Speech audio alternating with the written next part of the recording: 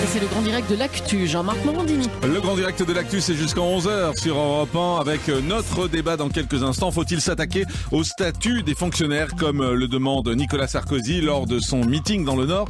En tant que candidat à la présidence de l'UMP, Nicolas Sarkozy est revenu sur le coût des fonctionnaires et sur les heures de travail. On vous attend au 3921 standard d'Europe 1. Qu'en pensez-vous? À 10h40, le coin des râleurs. Vous allez pouvoir réagir sur tout ce qui vous agace dans l'actualité et laisser vos coups de gueule. À 10h45, notre invité face à vos questions sera Philippe Bessé. Il est vice-président du syndicat majoritaire chez les pharmaciens. Les médicaments sans ordonnance en supermarché, faut-il les accepter? Notre invité est contre. Il appelle même les pharmaciens à rester porte close demain. On vous attend là encore au 3921 standard d'Europe 1. Europe 1, Jean-Marc Morandini. le grand direct de l'actu. Nicolas Sarkozy a des propositions à faire sur les fonctionnaires. Il veut réduire leur nombre. Il veut que l'on arrête le statut à vie des fonctionnaires qui n'est plus adapté aux exigences du monde moderne, dit-il. Il veut également pousser les fonctionnaires à travailler plus. Alors qu'en pensez-vous? Est-ce le moment de s'attaquer aux fonctionnaires? Jugez-vous que plus que jamais la question de ce statut doit être posée au moment où l'État doit réduire son train de vie? Ou trouvez-vous surprenant que Nicolas Sarkozy s'en prenne ainsi aux fonctionnaires alors que leur nombre a augmenté également durant son mandat? Il faut le rappeler. Avec nous pour en parler, Laura Slimani, bonjour. Bonjour. Vous êtes président des Jeunes Socialistes. Face à vous, Géraldine Poirault-Gauvin, bonjour. Bonjour. Conseillère UMP d'Île-de-France. Géraldine Poirault-Gauvin, c'est le débat du moment, les fonctionnaires. Pourquoi Nicolas Sarkozy s'attaque-t-il à eux? Il s'attaque pas aux fonctionnaires, il est en train de constater qu'il y a un vrai problème de déficit dans notre pays. La dette vient d'atteindre 2000 milliards en septembre 2014, c'est-à-dire en 10 ans, ça l'a doublé la dette en France. Et aujourd'hui, le gouvernement envisage d'embaucher de nouveaux fonctionnaires. Et ça, c'est une mesure qui me semble irresponsable parce qu'en fait, il faut bien s'imaginer que embaucher de nouveaux fonctionnaires aujourd'hui, c'est un traitement pendant 40 ans. Et ensuite les pensions des fonctionnaires. Donc ça veut dire qu'on va impacter le budget de l'État sur au moins 60 ans. Juste pour être très clair sur ce que veut Nicolas Sarkozy, par exemple, il dit qu'il faut pousser les fonctionnaires à travailler plus. Vous nous dites ce matin, les fonctionnaires travaillent pas assez? Oui, parce qu'aujourd'hui, il y a un sentiment d'injustice chez les Français. C'est-à-dire que aujourd'hui, l'emploi public, c'est 20% de l'emploi total en France. Et il y a un régime spécifique, des régimes spécifiques qui touchent les fonctionnaires. Alors, il ne s'agit pas de s'attaquer à eux, mais il s'agit de... Non, il s'agit de... Quand on dit qu'ils travaillent pas assez, on s'attaque à eux. Non, mais on travaille peut-être pas aussi assez. Moi, je suis pour supprimer les 35 heures, aussi bien dans le public que dans le privé. Il faut mettre les gens sur un pied d'égalité, il faut plus de justice, et cela sera supporté par les Français s'il y a une justice sociale, et il faut mettre fin aux privilèges, tous les privilèges, aussi les privilèges des élus d'ailleurs, mais tous les privilèges. Mais parce que les fonctionnaires sont des privilégiés? Ils ont un statut privilégié, mais je dis pas qu'ils gagnent. Non, ils ont mais des c'est des privilégiés. Ils ont un statut qui donne un certain nombre de privilèges. Laura Slimani, il faut faire travailler plus les fonctionnaires. On voit bien que Nicolas Sarkozy est en train de ressortir les vieilleries des cartons dans le grenier pour sa campagne de 2017. Moi, je pense qu'on aurait pu attendre un petit peu plus, mais bon, s'il souhaite revenir à ce qu'il n'a pas fait du coup pendant son mandat, puisque 300 000 fonctionnaires en plus, c'est le résultat quand même de la suppression d'un fonctionnaire sur deux par Nicolas Sarkozy. Donc on voit bien que ça n'a pas, on voit bien que ça n'a pas fonctionné. Mais moi, je pense que c'est une lubie, une obsession de la droite. Voilà, il faut supprimer les fonctionnaires, il faut supprimer leur statut. D'une part, dans une période de chômage de masse. Moi, je veux bien qu'on dise on supprime plus de fonctionnaires, mais ça veut dire moins d'emplois pour les jeunes qui arrivent chaque année sur le marché du travail. Donc on peut décider de mener ces politiques-là quand on est en période de chômage de masse. Je ne pense pas que ce soit la meilleure solution. Je ne pense pas que ce soit la meilleure solution pour les jeunes qui rentrent sur le marché du travail aujourd'hui. Ensuite, quand on regarde le nombre de fonctionnaires en France, eh bien oui, on a un nombre élevé de fonctionnaires par rapport à d'autres pays européens. Mais nous avons un nombre de fonctionnaires qui est moins élevé que celui qui existe par rapport à la population, bien sûr, au Danemark, en Finlande, en Suède et dans les pays nordiques, qui sont aussi ceux qui ont le plus haut niveau de services publics. Est-ce que ce sont des privilégiés? C'est que ce qui fait la compétitivité de la France aujourd'hui, c'est son haut niveau de service public. Donc on peut décider d'un côté d'améliorer notre compétitivité hors prix et de l'autre de nuire au service public, mais il me semble que c'est pas la solution. Mais on c'est peut pas très du bien tout ce que remplacer je les suis contrats en de train droit de public dire. par des contrats de droit Mais privé. vous savez ensuite, ce que vous n'avez pas dit tout à l'heure, c'est que oui, il y a un statut des fonctionnaires qui leur garantit effectivement un emploi et puis un certain nombre d'avantages qui peuvent être d'ailleurs aussi présents dans des entreprises privées. Mais ce statut, il est lié au fait que, eh bien, ils ont un niveau de salaire inférieurs au reste de la fonction privée à même niveau de qualification. Et c'est ça le statut des fonctionnaires. Ce que vous nous dites, pour être très clair, qu'on comprenne bien, Laura Slimani, vous nous dites qu'ils sont moins payés, donc c'est pour ça aussi qu'ils ont quelques avantages supplémentaires par rapport au privé. Moi, je trouve qu'on devrait maintenir le Non mais sur statut ça des fonctionnaires. précisément, parlons de ça précisément. Est-ce que vous êtes d'accord avec ça? Ils sont moins payés, donc c'est pour ça qu'ils ont des avantages. Rapporté aux heures de travail, je suis pas sûre. Donc il faut quand même au niveau de qualification. Oui, qualification et heures de travail. Moi, je pense que par exemple, on doit maintenir le statut des fonctionnaires pour les missions régaliennes de l'État, police, justice, défense. Oui, là, il faut pas supprimer de postes de fonctionnaires. En revanche, C'est ce il que y a vous des avez domaines... fait pendant que vous étiez au pouvoir. on n'a pas supprimé des postes. Moins de policiers, moins de juges, moins de professeurs remplacé pendant que la droite était au des fonctionnaires pouvoir. qui partaient à la retraite. Laissez-moi terminer. Vous avez supprimé des postes de fonctionnaires. Faut parce pas que- jouer sur les mots. Non, il ne s'agit pas de jouer sur les mots. C'est la différence, c'est par exemple pour l'éducation nationale ou la santé. D'où un enseignant d'un lycée privé enseignerait moins bien qu'un enseignant d'un lycée public. Ça, ce sont des domaines sur lesquels on peut mettre des contrats privés. Alors moi, ce que je propose et ce que propose la droite, c'est que il faut pas faire évidemment de manière rétroactive des changements, mais pour l'avenir, pour embaucher Pour de les nouveaux nouveaux embauchés. enseignants dans la fonction publique hospitalière, même chose. Il y a une explosion. Eh bien, on fait des contrats de droit privé et avec comme ça un pied d'égalité avec le secteur public, Alors, avec le secteur privé. On va aller au standard d'Europe 1 parce qu'on a énormément d'appels sur ce sujet des fonctionnaires. Faut-il s'attaquer au statut des fonctionnaires? 3921. Bonjour Brigitte. Bonjour Jean-Marc. Bienvenue sur Europe 1. Vous nous appelez de Bandol et vous dites on n'a plus les moyens d'entretenir tous nos fonctionnaires.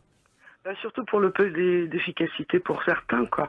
Moi, je suis d'accord que la fonction publique reste pour certains secteurs, comme disait la dame tout de suite, effectivement, pour la santé, pour l'armée, pour certains corps de métier.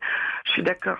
Mais pour d'autres, je vois pas l'intérêt parce que ce sont des gens qui ne sont, disons, pas tellement responsables de leur travail souvent et sont absents pour un oui, pour un non. Moi, j'ai une amie qui s'est cassé le pied en juin 2010. Elle était professeure et elle m'a dit, avec un bon psy, je reste jusqu'à la retraite sans reprendre mon travail.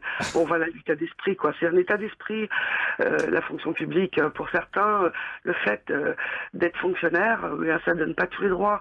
On va chez le coiffeur pendant les heures de travail. Qu'on me dise pas que c'est pas vrai. Moi, Alors pourtant j'ai Laura Slimani en face qui fait non de la tête, hein, Laura. Non, mais bien sûr, mais évidemment, elle veut pas dire oui. C'est le socle de toute façon de la gauche, électorale de la gauche. Les fonctionnaires, on sait que ils votent tous socialistes ou communistes, mais bon, bref. Et donc c'est des grèves à répétition permanente. On peut rien modifier. On leur enlève un avantage à qui, ça y est, tout de suite, c'est les grèves. On peut pas avancer avec des gens qui bloquent tout comme ça, qui bloquent le pays. C'est pas possible.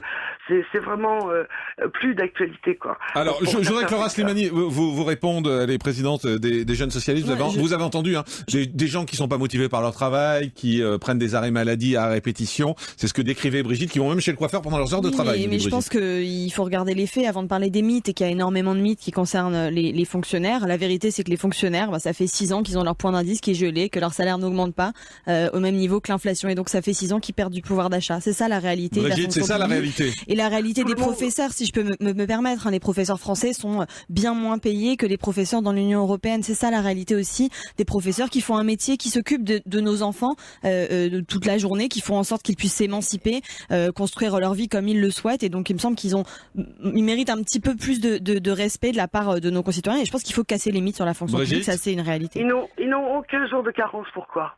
Voilà. Ça, c'est un bon point. Bravo. Vous avez raison, Brigitte. Pourquoi ces gens-là ont des privilèges que les autres n'ont pas? Parce que madame, ils sont payés moins que les personnes qui sont dans le privé. Un professeur dans le privé est moins bien payé qu'un professeur dans le public. Non, ça dépend des écoles. Ah non, moi je suis pas du tout d'accord. Vous avez raison, Brigitte, d'appuyer sur le point de l'absentéisme et des jours de carence. Le gouvernement socialiste a supprimé un jour de carence chez les fonctionnaires et maintenant il y a 0 jour de carence. C'est-à-dire que dès qu'un fonctionnaire est absent, eh bien il touche, il n'est pas privé de son salaire pendant 3 jours. Ce qui est le cas des salariés du privé. Donc il faut mettre tout ça sur un pied d'égalité. Et je pense que les Français peuvent le comprendre s'il y a plus de justice et d'égalité. Merci Brigitte de nous avoir appelé. On va prendre Serge. Bonjour Serge. Bonjour tout le monde. Je vois qu'on a répondu en partie un peu à ma remarque, quoi. C'était dire que moi, enseignant retraité, j'ai payé, je crois, le statut des fonctionnaires tout au long de ma carrière avec des salaires de misère. Ça va faire que j'ai fait quand même 40 ans enseignant, instituteur et directeur d'école. Quant au coiffeur pendant les heures de travail, je pense pas que ça me concernait beaucoup, sachant que quand on a une classe de 9h à 16h30, on n'a pratiquement même pas le temps d'aller au WC, hein, il faut le savoir. Et si on surveille la cantine, et si on fait l'étude et la garderie du matin. Ceci étant, oui, le statut des fonctionnaires, on l'a payé, on l'a par des salaires misérables tout au long de notre vie, et maintenant que le pays est en crise, où les gens du privé gagnent moins, on vient nous le reprocher. Alors c'est surtout ça que j'ai du mal à digérer. Alors Géraldine, pour finir, je voulais vous dire que dans ma classe de philo, quand j'ai fait mes études, à la fin de l'année, on a une classe de 30. On a été 2 élèves à s'orienter dans la fonction publique. Il ne faut pas l'oublier, ça, il y a 40 ans. Hein, tout le monde rigolait, vous allez aller dans la fonction publique, on gagne rien. Bon, tout le monde s'orientait déjà vers le commerce, dans le privé. Et maintenant, bien sûr, que les choses ont un peu changé, on va essayer de grignoter ce que nous, on a payé tout au long de notre vie. Alors ça, j'admets pas. Alors, voilà. Géraldine Poiragovin, conseillère UMPE, vous répond, vous avez entendu Serge. Hein. Serge vous dit, voilà, on a eu des salaires de misère toute notre vie, donc venez pas aujourd'hui rogner nos avantages. Non, alors il y a un avantage énorme à rentrer sous contrat privé, c'est-à-dire qu'il va y avoir une évaluation des personnels et une rémunération au mérite. Une rémunération Ok, mais Serge est précis, il dit, j'ai eu un salaire de misère aujourd'hui, venez pas rogner nos avantages. Attendez, vous lui dites quoi, Serge? Eh ben, que lui ne sera pas concerné par la réforme, parce qu'il n'y aura pas de rétroactivité. En revanche, pour l'avenir, eh bien, il faut faire une rémunération au mérite avec une évaluation des personnels. Aujourd'hui, un prof qui fait bien son travail est payé aussi bien qu'un prof qui fait mal son travail. Et dans le privé, ça, c'est pas possible. Vous allez embaucher plus d'inspecteurs pour aller voir les professeurs et puis pour aller les évaluer, parce que il faut donner les moyens de votre politique, parce que vous, votre politique, c'est la politique du chiffre. La politique du chiffre de la droite, c'est, alors, on va vous demander à la police de faire plus de petites infractions pour faire du chiffre. Donc voilà, ça donne le développement exponentiel des contrôles aux faciès. Oh là là, mais bonjour la caricature. Non, mais vous avez politique pas du chiffre. Non, la politique du chiffre, c'est pas la politique du chiffre à l'école. Moi, je serais contente de voir ce que ça donne. Moi, ce que je vois, c'est que les professeurs, les juges, les policiers, les fonctionnaires je parle pas des missions régaliennes de l'État. Leur carrière, comme le monsieur vient on va reprendre au standard d'Europe 1. À l'intérêt général. Daniel, bonjour. Bonjour. Bienvenue sur Europe 1. Il faut revoir le statut des fonctionnaires, vous nous dites. Merci. Il faut revoir le statut des fonctionnaires. Notamment, il est anormal que leur retraite soit basée sur les derniers mois de leur salaire par rapport au privé. Et de plus, on sait tous que les dernières années, ils grimpent de plusieurs échelons, ce qui leur permet d'avoir des retraites d'un niveau nettement supérieur au privé. Merci Daniel, en tout cas d'avoir dit. On va prendre Paul également, on a beaucoup d'appels, donc on essaie d'en prendre un maximum. Bonjour Paul. Oui, bonjour. Moi d'abord, je voudrais dire que quand on rentre dans la vie active, on choisit son métier. S'il y en a qui veulent être fonction publique, le sont. S'il y en a qui veulent être dans le privé, le sont. Donc ça, on ne peut pas critiquer les personnes qui sont dans le secteur public. Deuxièmement, je voudrais dire que plutôt que s'attaquer aux fonctionnaires qui ont des petits salaires, autant s'attaquer aux sénateurs et aux députés quand on voit leur train de vie. C'est là qu'il y a le scandale.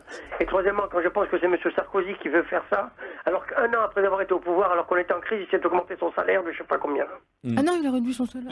Géraldine Poiragovin. Oui, non, alors, sur la retraite des sénateurs et des députés, moi je suis parfaitement d'accord avec vous, Paul. Il faut que les élus montrent l'exemple. Et d'ailleurs, on pourra faire passer... Attendez. Non, mais si vous regardez les régimes spéciaux des retraites et les retraites des fonctionnaires et des sénateurs et des parlementaires en général, eh bien, vous vous rendez compte que comment les parlementaires peuvent demander aux Français de faire des efforts quand eux-mêmes ils ne rognent pas sur leur statut. Et il y a un problème aussi, c'est que beaucoup de parlementaires sont des fonctionnaires. Alors comment voulez-vous qu'on fasse évoluer le statut de la fonction publique quand ceux qui font la loi sont eux-mêmes fonctionnaires, ils vont pas changer leur statut. Il y a aussi beaucoup de médecins, de professions libérales, faut pas oublier. Ah non, 10% seulement par rapport au nombre de fonctionnaires. Merci en tout cas, Paul. On va prendre Jacqueline. Bonjour Jacqueline. Oui, bonjour. Bienvenue sur Europe 1. Jacqueline, vous aviez un exemple précis sur le statut des fonctionnaires. Oui, je suis retraitée d'EDF et c'est vrai que je suis toujours un peu scandalisée de voir les tarifs que nous payons, y compris par exemple pour chauffer l'eau de sa piscine, que l'on soit en retraite ou que l'on soit actif, alors qu'il y a des gens qui n'ont pas de quoi payer leur facture d'électricité pour faire cuire leur beefsteak.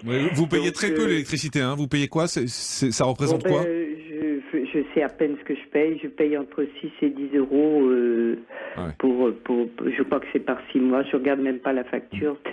Et même vous qui êtes retraité EDF, ça vous choque? Ah oui, ça me choque, bien sûr. Si vous voulez, ces tarifs remontent à, je crois, la nationalisation d'EDF. Donc, les choses ont changé. Et maintenant, en période de crise, il est anormal que l'on ait des... C'est la même chose pour la SNCF, où il y a des tas de privilèges où ils ne payent pas leurs billets pour les grands-parents ou les parents, je ne sais plus. Et ça, à vie.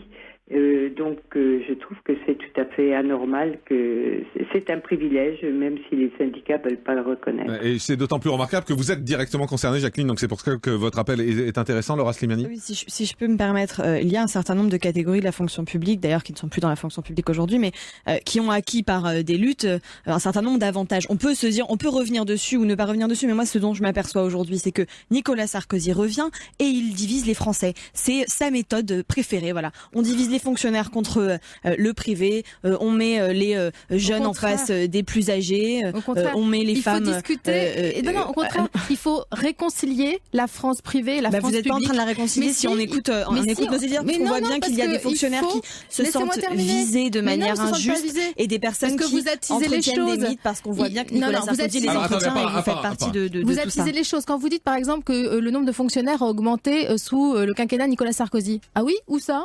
Dans les collectivités locales, gérées par la gauche. Par exemple, vous voyez l'augmentation. Et dans les hôpitaux, parce qu'il y en avait besoin. Oui, mais dans les hôpitaux, moi je suis pour qu'on se transforme en contrat de droit privé. Mais par exemple, la ville de Paris qui a augmenté de 10 000 fonctionnaires en 10 ans, sous la mandature de Bertrand Delanoë, d'où Nicolas Sarkozy et la droite sont responsables. Nous ne sommes pas responsables de la dérive des collectivités locales de gauche. Pour sortir du débat politicien, Jacqueline nous dit une chose précise, Laura Slimani nous dit voilà, par exemple, c'est pas normal qu'à l'EDF, les retraités EDF payent aussi peu leur électricité. C'est pas normal qu'à la SNCF, qu'il y ait autant de voyages gratuits. Est-ce que vous êtes d'accord avec ça? Est-ce qu'on peut remettre ça en cause ou pas? Moi, je pense que ces avantages-là, ils ont été acquis par des salariés qui sont battus. Et je pense que ça ne changera rien au débat sur les finances publiques aujourd'hui. La gauche, ce qu'elle fait aujourd'hui, elle fait des choix. Elle fait le choix de ne pas créer de fonctionnaires supplémentaires dans un certain nombre de domaines et de créer plus de policiers, plus de juges, plus de professeurs là où il y en a besoin. C'est ça le choix de la gauche. On va au standard. On écoute les auditeurs d'Europe 1. Martine, bonjour. Oui, bonjour. Bienvenue sur Europe 1. Bon, Nicolas... oui, effectivement, tous les gens qui ont parlé jusqu'à présent, effectivement, ils disent des choses tout à fait logiques. Bon, cependant, moi, je voudrais revenir pour la situation concernant les professionnels, en augmentant les professionnels, les fonctionnaires, excusez-moi. Oui. Oui, bon, écoutez, quel genre de fonctionnaires? C'est-à-dire, voilà, lesquels il veut... Et vous, Martine, vous dites Nicolas Sarkozy en a toujours après les fonctionnaires. C'est ce que vous pensez? Tout à fait, il en a toujours et il ne nous lâchera pas de toute manière. Mais sachant que quand même dans les fonctionnaires, il y a des travails, des situations, je veux dire, des métiers extrêmement durs. Donc il faut bien qu'il fasse un bon choix. Parce qu'une infirmière ou bien une aide-soignante qui a travaillé 35 ans, 40 ans, attendez, stop quoi. C'est quand même extrêmement physique, c'est très dur psychiquement. Je sais pas s'il imagine comment ça se passe. C'est les hôpitaux à grande vitesse. Le côté humain, il commence à disparaître un petit peu. Mais Martine, moi, ce qui m'intéresse, et je vais demander à Géraldine Poiragovin de répondre là-dessus, c'est quand vous dites Nicolas Sarkozy en a toujours après les fonctionnaires. Est-ce qu'il y a une fixation de Nicolas Sarkozy sur les fonctionnaires? Non, mais je pense qu'il faut simplement avoir du bon sens. On a un problème. Mais pourquoi vous mettez ça sur la table? Mais parce que personne n'a le courage de le faire. Et je vais vous dire, sur la réforme des retraites, on a réformé un petit peu les régimes spéciaux. Si vous regardez qui a réformé les régimes spéciaux des retraites, et notamment c'était sous les gouvernements de droite. Donc c'est juste qu'il faut un tout petit peu de courage. Il me semble qu'on a juste fait une réforme qui a augmenté la durée de cotisation pour tout le monde, y compris pour les fonctionnaires. Mais oui, mais vous l'avez peut-être pas vu parce que vous étiez trop occupé à regarder ce qui se passait dans votre parti. Mais c'est vraiment ce qu'on a fait. Non, pas du tout. Je sais pas pourquoi vous m'attaquez là-dessus. Allez, on va faire une pause. On va se retrouver dans un instant. Vous restez avec nous. 39-21. Faut-il s'attaquer au statut des fonctionnaires comme le demande Nicolas Sarkozy? On vous attend. 39-21. Vous êtes très très nombreux à nous appeler sur ce sujet. On vous donne la parole dans un instant. Restez avec nous. C'est Europe 1. Le débat du grand direct de l'actu, faut-il s'attaquer au statut des fonctionnaires comme le demande Nicolas Sarkozy? Invité de Jean-Marc Morandini, la présidente des jeunes socialistes Laura Slimani, et Géraldine Poirot-Gauvin, conseillère UMP d'Île-de-France. Oui, très très nombreux appels au standard d'Europe 1 39 21. Bonjour Céline. Cécile. Cécile, pardon. Bonjour Cécile. Bonjour. Bienvenue sur Europe 1. Vous êtes facteur depuis 20 ans, c'est ça? Voilà, c'est ça. Je suis factrice depuis 20 ans. Je gagne 1 300 € par mois. Je travaille 6 jours sur 7.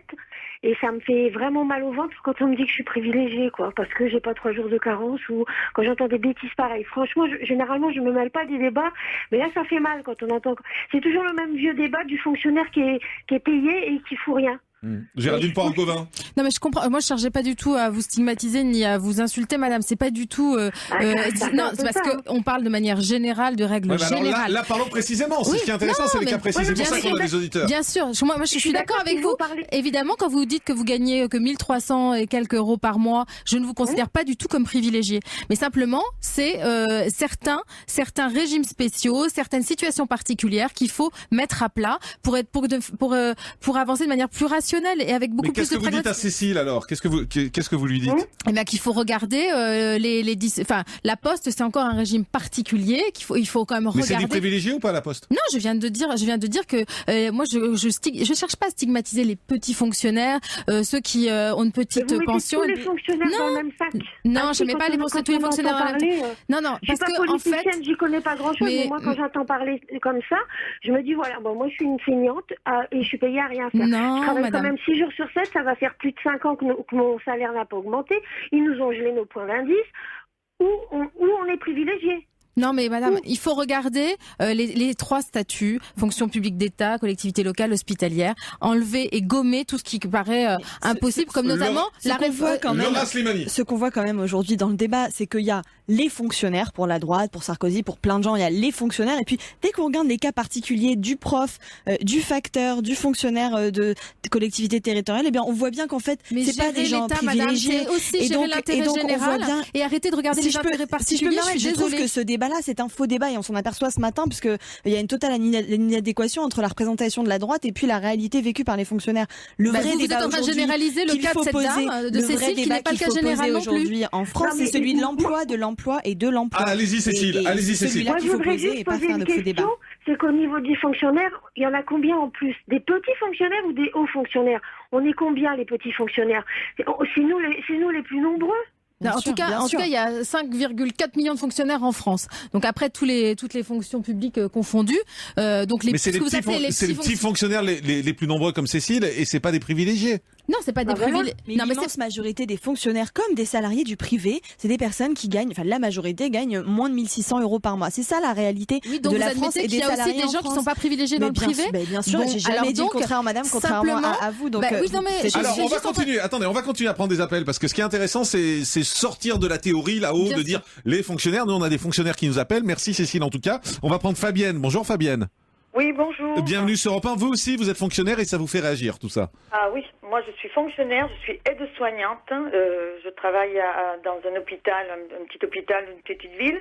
Et je trouve honteux qu'on puisse mettre tous les fonctionnaires dans le même panier, exactement comme disait la dame tout à l'heure. Je fais les 3-8, ça fait 35 ans que je travaille à l'hôpital. J'ai pas tout à fait 1 750 € par mois. Et l'avantage que j'ai, c'est le 13e mois, mais si je suis en maladie, si je tombe malade, mon 13e mois, il est éliminé.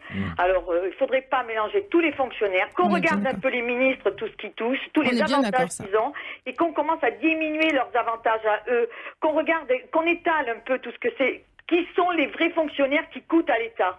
Hein? Voilà. Alors, au lieu de taper toujours sur nous, et si à l'heure actuelle les hôpitaux vont mal, c'est qu'on ne nous donne pas les moyens de bien travailler, hein, et on nous a tapé dessus sans arrêt, les hôpitaux, les fonctionnaires, qu'on arrête avec ça. Ça m'horripile. Alors, Géraldine Poirot-Gauvin, vous allez nous dire qu'elle non plus n'est pas concernée. Non, c'est pas ça. C'est que dans l'hôpital, il y a quand même, on regarde les chiffres sur les moyennes. C'est-à-dire que les moyennes des fonctionnaires de la fonction hospitalière. Il y a 24 jours d'absence par an en moyenne dans les hôpitaux. Alors, je dis pas que c'est vous, madame, mais c'est quand même une moyenne. Donc, ça veut dire qu'il y a un problème. Quand on fait appel au contrat privé, on peut peut évaluer et faire une rémunération au mérite. C'est-à-dire que vous, infirmière, qui ne prenez jamais d'arrêt maladie, vous serez privilégié par rapport à ceux qui profitent du système. Et le problème, c'est que c'est toujours la difficulté, c'est que c'est ceux qui profitent du système qui remettent en cause l'ensemble du système. Il y a toujours dans le discours de Madame... Dans tous les corps de métier, il y a des gens qui profitent d'un certain système. Faut pas... parce que le système est vicié, il faut le faire évoluer. Si vous nous aviez laissé les moyens de travailler et travailler dans de bonnes conditions, peut-être qu'il y aurait eu moins de maladies. Regardez un peu quels sont les gens qui tombent malades dans les hôpitaux. C'est de la dépression, c'est des problèmes de dos, circulatoire, d'articulation. Mais regardez qui c'est qui tombe malade. Et puis après, bon, c'est sûr, comme partout, il y a des tirs au flanc. Mais partout. Regardez un peu chez les ministres et les sénateurs. Tiens, vous allez voir. Alors là, je suis entièrement d'accord. C'est ce qui revient sans arrêt. Non, mais attendez, les sénateurs de droite, le Sénat vient de passer à droite. Alors moi, je dis chiche. Les sénateurs de droite ont qu'à réformer et proposer une réforme de leurs régimes spéciaux de retraite. Et là, après, on pourra demander aux petits fonctionnaires. On est bien d'accord. Je suis d'accord avec vous, madame. Je suis d'accord. Et puis, vous savez, j'ai toujours été de droite. Mais maintenant, je suis de rien du tout. Que ça soit la droite, la gauche, ils nous pompent, il va y avoir une révolution en France. Je suis pour, je serai la première à vouloir une révolution. Monsieur Sarkozy, quand il est passé président de la République, faut voir un peu, on était en crise. Attention, les Français, ça va être dur. Qu'est-ce qu'il a fait? Il a augmenté son salaire, il en avait besoin. Bon, d'accord. Mais attendez, mais qui montre eux, ceux qui veulent nous faire nos réformes, qui montrent l'exemple. C'est une honte. Mais c'est parce que moi, c'était transparent. De toute façon, l'histoire du salaire de Nicolas Sarkozy, c'est juste que là, on avait enfin la transparence et tous les avantages de la fonction présidentielle. Mais vous entendez la colère de Fabienne. Bien sûr. Elle en a assez. Que Monsieur Sarkozy, c'est les problèmes que moi j'ai pour vivre. Je suis toute seule. J'ai élevé un enfant toute seule. Mes impôts augmentent sans arrêt. Je n'ai de l'argent que pour vivre si je veux faire plaisir à mes petits-enfants. C'est une honte. J'ai 54 ans. J'ai toujours travaillé. Et je n'ai rien. Il ne me reste rien. Je n'ai pas de maison. Je n'ai pas d'appartement, moi. Mais vous savez, dans le privé, c'est pareil. Si vous écoutez la colère des gens du privé, c'est la même chose. Je pense que cette situation concerne aussi bien les gens du privé que vous. Et je n'accepte pas qu'on tape sur les fonctionnaires. Taper sur les fonctionnaires qui profitent du système. Oui, mais pas tous. Mais bien sûr, mais moi, il ne s'agit pas de généraliser, madame. Et je suis bien d'accord qu'il faut montrer l'exemple. Là, ce matin, vous généralisez les fonctionnaires. Non, arrêtez de dire les fonctionnaires. Dites certains fonctionnaires. Exactement comme dans le privé, dans le privé, il y a des gens qui profitent. De toute façon, maintenant, nous vivons un système où il faut profiter. On faut écraser les autres pourvu qu'on fasse son... Il faut réformer le système, madame. Merci, si on peut profiter, c'est que le système n'est pas bon. Il faut le réformer. Et il faut inciter à développer, à encourager les gens au mérite. Moi, je pense que tous les gens qui se donnent du mal dans la fonction publique... Il y a aussi plein de gens qui, dans la fonction publique, notamment hospitalière, quand ils font 48 heures de garde de suite, quand ces personnes-là... Mais le mérite. Mais vous savez, ça donne ensuite des maladies chroniques. Pas tous en même temps. Ça donne des maladies chroniques. Ça donne la dépression. Allez-y, Fabienne. Moi, je fais les 3-8 et quand il manque du monde, qu'on nous appelle, on est en famille, on nous dit venez, il nous manque une aide-soignante. Et vous devriez gagner mieux votre vie, madame. Tout, on laisse notre famille, tout, on y va parce qu'on sait qu'au bout dans les lits, il y a des malades. Qu'est-ce qu'on en a de plus? Rien. Justement, moi, ce que je vous propose, madame, c'est que vous ayez des avantages quand vous travaillez plus. Voilà. Bon, merci Fabienne, en tout cas, et merci pour ce coup de gueule parce qu'on sent que ça vient du fond du cœur et ça vient des tripes, c'est clair. Merci et bon courage à vous, Fabienne. Bonjour, Jean. Oui, bonjour Jean-Marc. Bienvenue sur Europe 1. Vous dites qu'il faut absolument revenir sur le statut des fonctionnaires. C'est dur de passer après Fabienne parce que... Écoutez, moi ça me gêne absolument pas du tout ce que j'ai entendu. C'est que le premier problème, justement, elle a dit, cette dame, il faut faire le tri. Je suis d'accord pour faire le tri entre les bons et les mauvais fonctionnaires. C'est ce qu'elle a dit à peu près. Et c'est là qu'est le problème. C'est le problème du statut, c'est qu'un fonctionnaire, quel qu'il soit, il faut vraiment qu'il tue quelqu'un pour disparaître de la fonction publique. Et encore, j'en suis même pas certain. C'est-à-dire que la première des choses, c'est justement cette protection absolue et l'impossibilité, si on peut dire, de faire le tri entre ceux qui sont les bons et ceux qui profitent du système, parce qu'il y en a partout. Ceux qui profitent du système dans le privé, ils sont vite repérés, ils sont virés. Dans la fonction publique, ils ne le sont pas, et ce sont tous les autres qui vont travailler pour ceux, justement, qui arrivent, comme on dit, à se planquer. Mais je voudrais revenir, c'est des jeunes socialistes. Laura Slimani. Madame Laura Slimani, Avez-vous bien connu Martine Aubry quand elle était ministre? Oui, j'étais encore un peu jeune. J'étais encore un peu jeune, mais je vois tout à fait.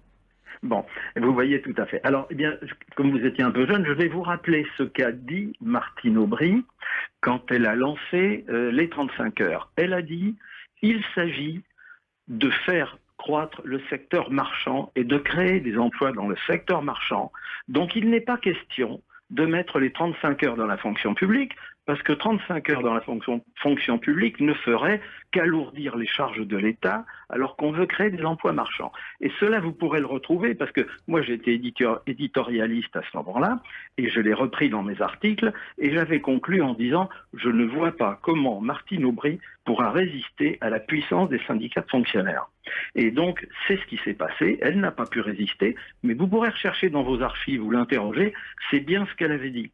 Et autre exemple, si vous voulez, c'est dans le statut de la fonction publique, c'est l'extrême difficulté à faire bouger les fonctionnaires d'un endroit à un autre. J'étais un jour avec un directeur d'un grand service du ministère de l'Industrie. Et il me dit, voyez-vous, j'ai besoin de 2 secrétaires. Et là, de l'autre côté de la rue, quasiment, aux finances, il y a des secrétaires qui pourraient venir et qui peuvent vraiment changer parce que dans leur service, ils ont des gens, on va dire, en trop pour le moment. Et il m'a dit, je ne peux pas le faire, je suis obligé de lancer une embauche parce que ces personnes, si elles viennent des finances pour venir à l'économie, elles vont perdre un certain nombre de primes et d'avantages qui sont dans le statut des fonctionnaires des finances et pas dans le statut des fonctionnaires de l'industrie. Donc on peut faire passer un fonctionnaire de l'industrie aux finances, bravo pour lui, mais on peut pas dans faire l'autre le sens. contraire. Merci Voilà. Jean en tout cas pour ce témoignage. Laura Slimani. Non mais qu'il faille simplifier un certain nombre de choses au sein de la fonction publique pour faciliter notamment la mobilité des fonctionnaires. Bien sûr que je suis pour, ça correspond à la plus grande mobilité des travailleurs, des salariés dans le privé, dans le public. Quand on parle des 35 heures dans la fonction publique, peut-être monsieur, je me souviens pas exactement de ce débat très précisément comme vous, mais par contre ce que je sais c'est que moi mes parents sont profs pour le coup et que les 35 heures finalement ça a été quand même un regain de pouvoir d'achat pour un certain nombre de salariés, mais ça ne l'a absolument pas été pour les professeurs puisque eux ils n'en ont absolument pas bénéficié. Donc voilà, je rappelle encore une fois que les fonctionnaires, leur point d'indice est gelé et qu'il y a aussi 900 000 personnes dans la fonction publique qui n'ont pas le statut des fonctionnaires mais qui sont contractuels. 39-21, merci Jean de nous avoir appelé. On va prendre Nathalie. Bonjour Nathalie. Bonjour. Bienvenue sur Europe 1. Vous avez le sentiment que Nicolas Sarkozy, alors j'ai employé votre expression visiblement standard, vous avez dit Nicolas Sarkozy cherche à nous supprimer, nous les fonctionnaires, c'est ça? Ah oui, il nous aime vraiment pas et ça, on l'a subi durant son quinquennat. Et là, il recommence, il est en campagne. Alors, donc, je suis fonctionnaire, je vais vous expliquer. Je suis adjoint administratif, c'est-à-dire une catégorie C dans un collège. Donc, je travaille 42 heures par semaine. Et je gagne 1 497 € par mois. Donc, la dame, on ne va pas chez le coiffeur pendant les jours de travail. J'ai jamais dit ça, c'est pas moi, c'est une auditrice. Voilà, la dame de l'UMP, c'est vrai qu'elle a des propos au mérite, je suis pas sûre. Nous sommes évalués déjà, nous avons plus de notation, nous les fonctionnaires. Nous sommes évalués, c'est-à-dire que pour nos mérites, et payés au mérite, je suis pas sûre. Et ceci dit, madame, nous gagnons quand même, je suis dans l'éducation nationale, hein. Oui. Je suis mais le parent pauvre de l'éducation nationale, parce que c'est mes collègues les enseignants, et qui sont majoritaires, c'est normal. Mais ceci dit, un enseignant qui débute fait que 1 500 €. Hein. 1 700, mais je sais, ça veut dire, Nathalie, vous n'avez pas le sentiment de faire partie des privilégiés que dénonce Géraldine Poirot-Gauvin? Alors, pas du tout. Alors, ceci dit, la dame, faut qu'elle sache que moi, mon salaire, il est de 1 480, alors net, hein, dans ma poche, hein. Ouais. Ça, c'est sûr. Je peux même vous envoyer... Non, vous croit, Nathalie. Voilà. Ceci dit... Je pense qu'il faudrait, Nathalie, que vous gagniez mieux. Mais vous dites ça à tous les fonctionnaires qui vous appellent. Attendez, madame. C'est fini maintenant. Il est parti de savoir travailler plus pour gagner plus. Non, mais c'est pas une question de travailler plus. La petite jeune. Attendez, madame, laissez-moi finir parce que je vous attends. Et là, vous voyez, c'est dommage pour vous. Hein. Mais moi, je suis au travail, là. Vous voyez, je vous écoute. Alors, j'écoute Europe régulièrement sur Internet, mais ça m'empêche pas de bosser. Là, aujourd'hui, nous avons la campagne de bourse pour les enfants. Ils sont venus pendant la récré. J'ai mis le téléphone en attente. Hein. Mais ceci dit, je fais quand même mon travail. Vous seriez dans le privé, je peux vous dire dire que vous pourriez pas téléphoner à Europe 1. Hein. Ah si, pardon. si, je peux vous dire que j'ai non, beaucoup parce que pour Géraldine... Eh ben si, madame. Mais attendez, alors, c'est pas la question. Juste Nathalie, vous ne faites pas partie des privilégiés, c'est ce que vous voulez dire. Et Géraldine Poiraud-Gauvin, vous venez de dire à Nathalie, vous devriez être augmentée. Mais chaque fois qu'un fonctionnaire nous appelle, vous lui dites, c'est pas vous devriez être augmenté. Non, voilà. Donc c'est compliqué parce que en gros, c'est vous dites globalement, c'est des privilégiés, mais chaque fois qu'on en a un, vous lui dites, mais pas vous. Et je ne sais pas ce qu'on a eu comme privilège, Jean-Marc, excusez-moi de vous couper, parce que moi, la garantie de l'emploi à vie. La garantie de l'emploi à vie, par exemple, c'est un privilège par rapport au privé, madame. Mais madame, mais et la garantie, attendez, je suis mise en cause, moi, donc je voudrais répondre, moi, il s'agit pas de stigmatiser, madame, les fonctionnaires en général, mais de réformer un système qui ne permet pas d'évoluer, qui ne permet pas d'évaluer les personnels. Nous avons les concours, madame, nous pouvons passer les concours. Attendez, n'importe quelle profession, il doit y avoir des concours. Il faut ouvrir l'ouverture des concours. Ceci dit, votre président, Monsieur Sarkozy, n'a pas ouvert les concours. Nous avons été supprimés. Il y a eu moins de concours. Mais oui, il faut des emplois privés, madame. Pourquoi vous ne pourriez pas avoir un contrat de droit privé? Expliquez-moi, madame. C'est un choix que j'ai fait de passer un concours et d'être fonctionnaire parce que je crois en valeur du service public. Je suis au service des élèves et des usagers. Je suis désolée, sinon c'était mon choix, j'allais dans le privé. Alors maintenant, voyez ça veut bien dire que vous avez un avantage à être dans le privé public, madame. Moi, je cotise. Écoutez-moi, madame, excusez-moi. Je cotise, moi. Mais moi, quand les députés, ils cotisent. Je suis d'accord. Un an, ils ont 2 ans de retraite. Alors là, entièrement d'accord sur le statut des parlementaires. Je suis entièrement d'accord avec vous. Et je suis assez iconoclaste parce que dans ma famille politique, on m'aime pas beaucoup à cause de ça, parce que je dis ce genre de choses. Vous voyez, moi, j'ai le courage de dire, alors que je suis une femme de droite, le Sénat a qu'à se réformer, les parlementaires ont qu'à montrer l'exemple. D'accord. Je suis la première à le dire. Mais alors, écoutez, monsieur, donc, moi, je peux vous dire que nous, dans l'éducation nationale, nous avons les congés scolaires que nous payons très cher parce qu'on voyez, on va être en vacances là, mais j'ai beaucoup de mes collègues qui peuvent pas partir, même les collègues enseignants, parce que justement, on n'a pas de pouvoir d'achat. Oui, mais je suis d'accord avec la petite jeune qui disait, excusez-moi, je suis pas vieille non plus. Hein. Non, mais qui disait que justement le pouvoir d'achat des fonctionnaires a baissé, madame. Oui, mais bien sûr, vous le dire. Franchement, vous avez envie d'aller dans le privé ou vous préférez garder votre place dans le public? Dites-moi, madame. Laissez répondre Nathalie. Allez-y, Nathalie. J'ai fait un choix des fonctionnaires. Vous trouvez des avantages, madame.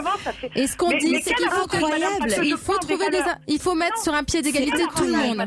Et là, les Français vous comprendront et vous soutiendront. Juste rapidement, Laura Slimani, parce qu'on arrive à la fin de cette séquence. C'était si génial d'être dans la fonction publique, mais tout le monde y serait, tout le monde passerait les concours. Or, ce n'est pas vrai parce que les personnes qui le font, elles le font parce qu'elles veulent servir le service public. Et c'est ça que vous oubliez de dire en permanence, vous oubliez de le dire. Si demain vous supprimez la garantie de l'emploi dans la fonction publique, il y aura plus personne parce que c'est dur de travailler dans la fonction publique, d'être moins payé c'est dur de que travailler son niveau dans de le secteur qualification privé aussi, madame. le permet. Et ce qu'il faut, c'est mettre les gens sur un pied d'égalité. Il faut plus de justice, madame. Allez, merci à tous. Merci Nathalie de nous avoir appelés. Merci Laura Slimani, présidente des Jeunes Socialistes. Merci Géraldine Poiraud-Gauvin, conseillère UMP d'Île-de-France.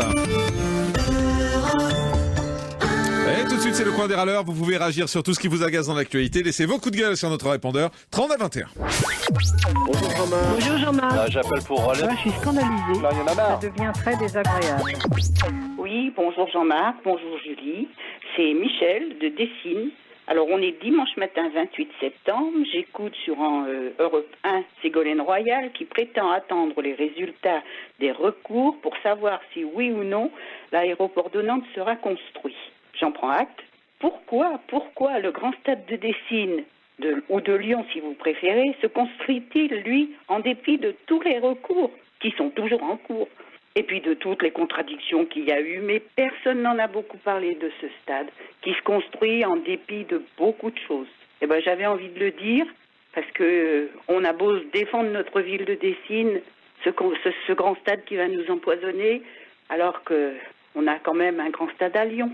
Je vous souhaite une très bonne journée. Je vous remercie beaucoup. Au revoir. Bonjour Jean-Marc et Julie. Voilà, je vous appelle de Nantes. Je suis Jocelyne. Voilà, je voulais vraiment vous dire tout ce que je pense, tout mon mécontentement vis-à-vis de jeunes qui ne pensent qu'à rigoler. Moi, personnellement, lorsque j'ai loué des studios, des appartements à Paris et à Nantes, voilà ce que j'ai trouvé. Des murs jaunis, des rats, des souris, et encore, maintenant, il y a encore des jeunes qui ne pensent qu'à préférer les animaux aux humains. J'en ai plus que marre de ces jeunes qui ne pensent qu'à rigoler. Au revoir.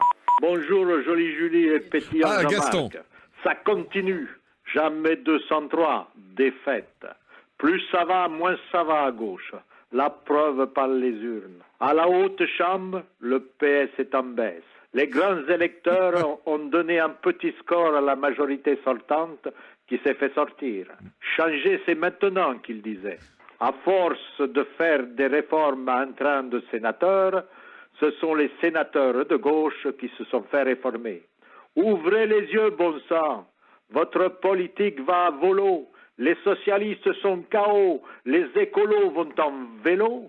Ça fait le show, mais les Français manquent de boulot. Et ça, c'est pas rigolo. Non, c'est vrai. Gaston de Toulouse. Merci Gaston pour ces messages quotidiens que vous nous laissez sur le répondeur. Dans un instant, l'invité de 10h45 sera Philippe Bessé. Il est vice-président de la Fédération des syndicats pharmaceutiques de France. Vent debout contre la réforme et en particulier contre l'autorisation de vendre des médicaments sans ordonnance en supermarché. Votre avis, 30 à 21. À tout de suite, c'est Europe. Le grand direct de l'actu avec Jean-Marc Morandini. Avec l'invité de 10h45, c'est Philippe Bessé à propos de ce mouvement des pharmaciens demain, mais également de la vente des médicaments sans ordonnance en supermarché. Demain, la pharmacie de votre quartier risque de ne pas ouvrir de la journée. Près de 100% des pharmacies devraient être en grève demain. C'est ce qu'a averti l'ordre des pharmaciens. Les pharmaciens qui protestent contre le projet de réforme des professions réglementées.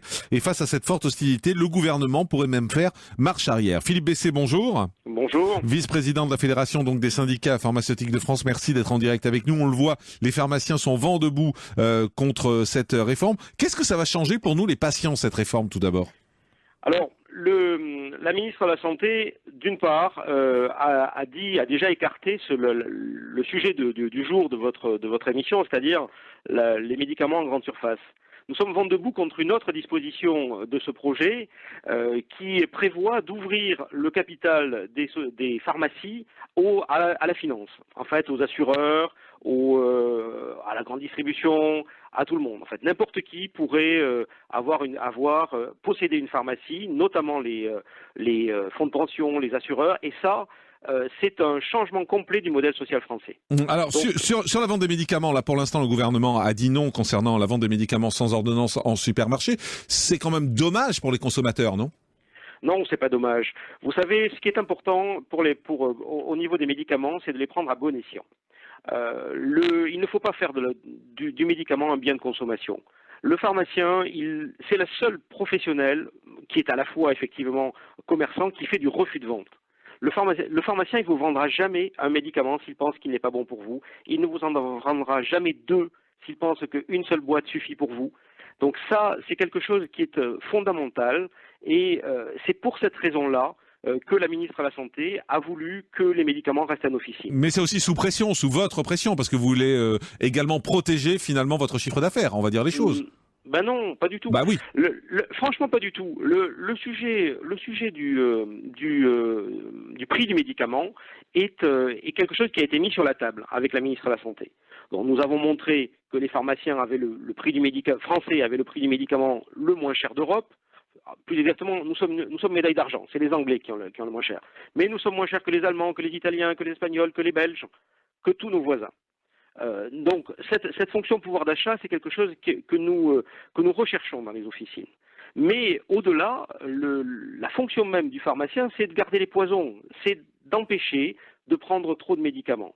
Donc le sujet pour nous, c'est carrément nier notre existence que de faire cette réforme. Mais il y a beaucoup de pays dans lesquels ça existe. Est-ce qu'aujourd'hui, justement, on avait un débat sur les fonctionnaires avant, ça n'a pas de rapport les pharmaciens, mais c'est quand même certains privilèges, certains précarés. Est-ce que vous ne pensez pas que c'est le moment de faire sauter ces précarés? Franchement, pas celui-là. Chacun ne dit pas le sien. J'entends bien le débat que vous amenez en disant tout le monde est d'accord pour la réforme, mais pas la sienne. Nous sommes une profession réformiste. On s'est engagé dans la politique du générique. C'est nous qui avons fait le tiers payant en pharmacie. C'est nous qui avons c'est une profession qui se réforme en permanence, la pharmacie d'officine.